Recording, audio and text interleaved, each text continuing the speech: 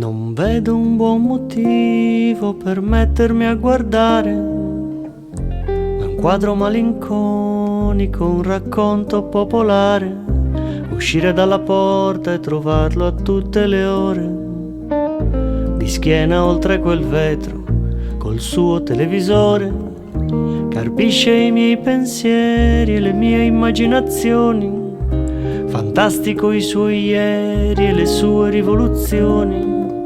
Una donna innamorata per corrergli la schiena, un motivo per urlare, un bicchiere per la sera.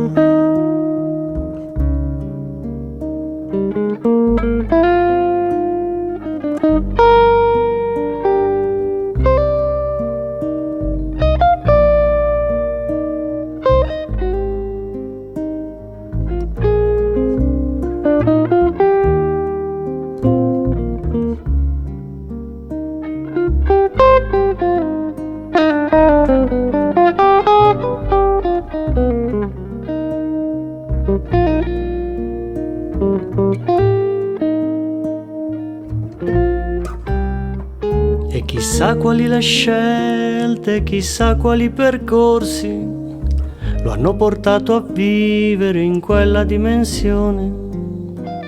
E in questo autunno opaco, sbiadito nei colori, mi sembra familiare, sfiora i miei grigiori. Si volta all'improvviso e un brivido mi investe, mi fissa intensamente dal mio televisore.